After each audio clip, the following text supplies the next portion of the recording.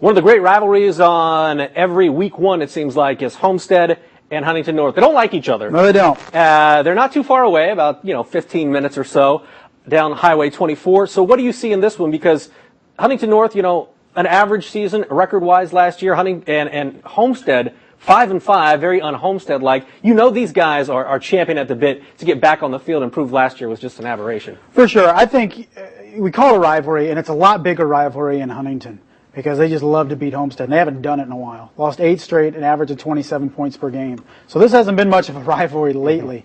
My big thing is, can Huntington North slow Homestead's offense down enough? I think the big talk that we've had throughout the preseason is just how dynamic this offense is going to be for Homestead. Is it going to come out and perform the way we think it is? We'll see. The problem for Huntington North, they love to give up points in recent years. That's kind of been their issue. They can put up points, but they can put up or give up a lot of points as well. So we'll see if they can hang. Yeah, last year Homestead scored 37. The previous games, here are the offensive totals for Homestead. 53 points, 68 points, 57, 43, and 55 against Huntington North. That's right. They got to stop them if you're the Vikings. Yeah, that's the thing. You're not going to win this game 14-13. You're going to have to stop these guys at some point.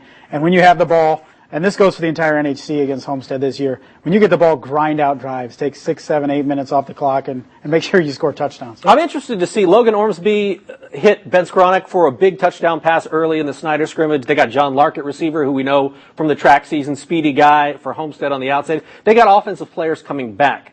But Huntington North, this Jackson Kane guy at the safety position, they love him in the recruiting circuit. I think it's an interesting matchup to see Ormsby go up against that Huntington North defense, don't you? Yeah, for sure. The problem with it is we can shut down Skronik, but like you mentioned, they have Carlos Sanchez. There's like Austin Kreider, who's a second-team NHC guy last year, and John Lark. I mean, they'll go 4 deep legitimately at wide receiver. It's just going to be very tough for secondaries, including the Vikings on Friday night, to just match up with those guys. You better get pressure. If you let Logan Ormsby sit back there 5, 6, 7 seconds, with those wide receivers, they're going to pick you apart. Yeah, and we'll have to see Huntington North's offense. They like to score points. They like to air it out. In the Trent Fine era, Lucas Long, Adam Woods, we'll see what they can do on a Friday night. They had their moments in the scrimmage, but we'll have to see what happens when it's for real on Friday nights. New Haven and Heritage.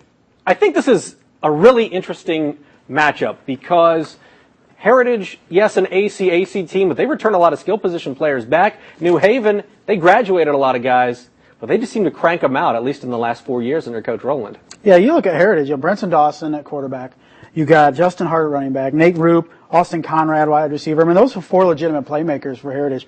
This week 1 matchup goes back to '97. It's 9-8, I think, in wins. I think it's New Haven, I believe.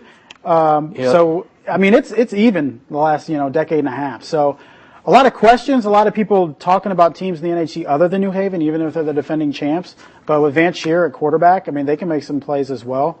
New Haven. So it's 2 teams that I think are going to compete for their respective conference titles. My research did not go as far back as yours. I know that New Haven, it never does. New Haven's won the last 4. But you mentioned Vance Shear, and I was out of practice last week talking to his dad. He said he operated health-wise at about 60% last year. He was kind of in that manage the offense, get the ball to the playmakers.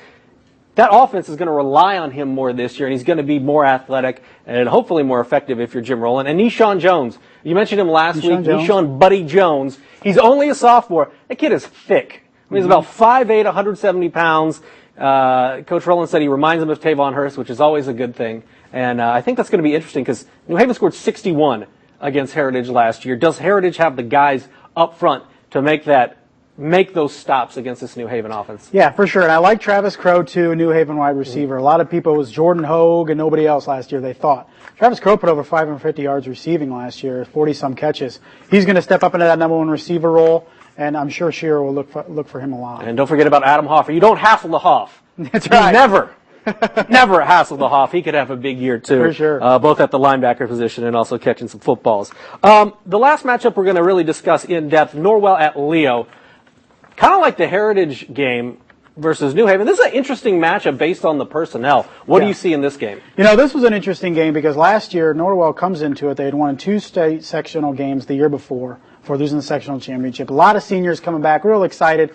Opening kickoff goes back for a touchdown for Leo. And that deflated Norwell, not just in that game, but the first half of the year. Goes 0-5. I mean, it just deflated everything that they had built up throughout the summer.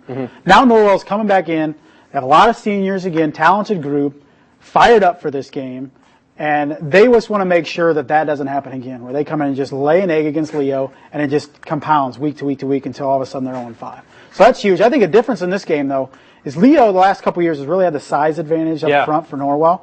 And Leo's kind of in rebuilding mode. Norwell has some big bodies up front. Norwell may have the edge in the trenches for the first time in a long time against the Lions. Yeah, that's the point I was going to make. Logan Glaze kind of led that offensive line. They had so much experience last year, so much, especially for the ACAC, so much brute size and strength on the line that I think that could be a big issue this coming Friday. 6-game winning streak for Leo in this. But Norwell looked really good against Wayne, moving the ball offensively. Pearson Harnish looked pretty good. RH2 looked pretty good. Norwell looked pretty good. They got some playmakers that aren't just Pearson Harnish like we talked about last week. Yeah, they're going to put up points, Norwell. My concern is, will they be able to slow down opponents as much, especially in the secondary? They got burned a little bit against Wayne. But my point is, you're not going to face some wide receivers as quick as Wayne.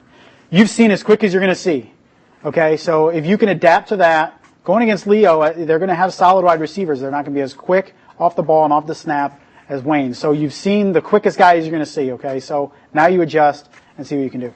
Some other good matchups going on Friday night. Northrop at East Noble. I think we're going to see what Jason Dorfiller can do with that team. They seem to have a little bit more juice going into the season, and East Noble's got a lot to replace, although East Noble has had their number in years past. Busco at Lakeland, Wayne at Anderson, the Robert Brown Bowl. That's going to be huge. Yeah. Talking to those Wayne kids, I mean, they've had that circle on for a long time. Yeah, that'll be interesting. Game on the road. Carroll at Goshen. They've got to reload because of graduation and injury. So there are a lot of interesting matchups. Any of those games really stick out to you? You said Wayne Anderson? Wayne Anderson's huge, just because talking to the Wayne kids over the summer, I mean, I wouldn't say dissed is the right word with Coach Brown, but they just feel like they owe him a little bit. They want to show him what he's missing out on this year.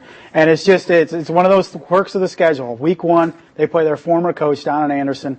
I know there's been some friendly drawing back and forth and stuff, so I think, Wayne really wants to come out and make a statement, not just to their former coach, but a lot of teams around here that say, hey, watch out for us this year. And I think Busco Lakeland's going to be interesting because Busco does lose so much. They've got some suspensions to deal with as well. Lakeland graduated a ton of players. And as far as the NECC goes, that's always a game that is a conference decider. And to have that right off the bat will be an interesting game. Definitely, for sure. All right. Well, we will have it all recapped for you next week on Inside the Zone. But click on us every Monday on Wayne.com as we talk football for the rest of the high school football season. He's Justin. I'm Glenn. We'll see you then.